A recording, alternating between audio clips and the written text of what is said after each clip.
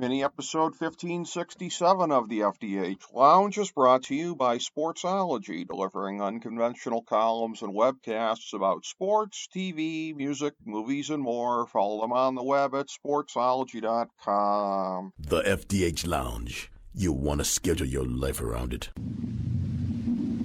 A long time ago, on a gloomy, wet Cleveland spring night, two men stand alone amidst the late-night drizzle. Their voices echo across the vacant station parking lot as they debate the merits of the great American radio show that have been missing for far too long. On that night, an idea was born. That idea became the FDH Lounge.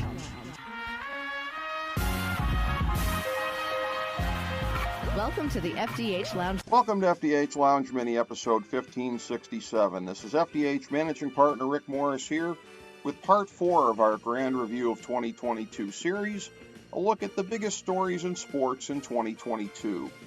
Number 5, we may have seen, after 1.5 decades, the changing of the guard in college football. Clemson gave us a fake out in 2019, but it wasn't until Georgia followed up their national championship breakthrough in January with an undefeated campaign and return to the playoffs that we might have seen Kirby Smart establish the new perennial team to beat on Alabama's eastern border. At the very least, Georgia was representative of just about all the major North American champions in 2022 vis-a-vis the conglomeration of high-caliber talent: the LA Rams, the Houston Astros, the Kansas Jayhawks, the Colorado Avs, and the Golden State Warriors. Number 4, the NFL breaks the seal faux reels on streaming.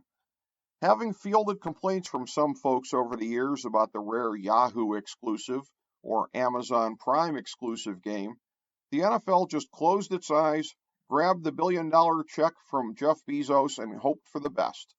Complaints have died down from the predictable high amount in September, and this move helped pave the way for further important deals, such as YouTube's recent acquisition of the NFL Sunday Ticket franchise. Already, Apple TV Plus had acquired an MLB Game of the Week, as did Peacock, and Apple TV Plus got the whole MLS package starting in 2023. A decade ago, it seemed likely that major sports leagues, starting with the NFL, would have been far deeper into the streaming world, but fears of public outcry and the money of the traditional TV powers kept the barbarians at the gate until now. Number 3, the 2022 World Cup sees historic upsets, thrills fans worldwide, and stirs more outrage than any previous version of the event.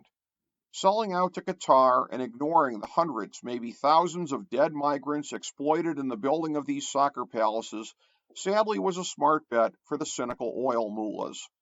As these mega events get more and more expensive to build, the worst tyrants in the world will line up to purchase respectability.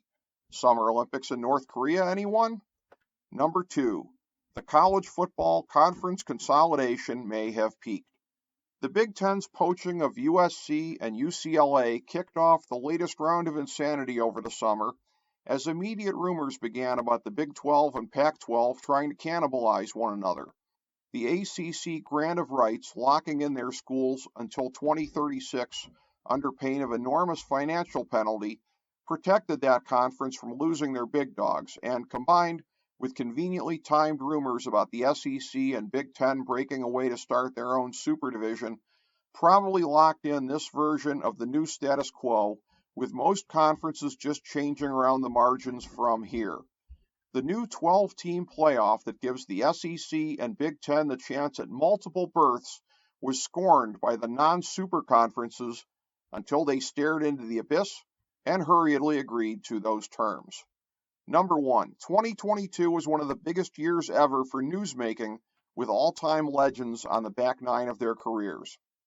Serena Williams retired, although now there's a chance that she dabbles in some tournaments going forward.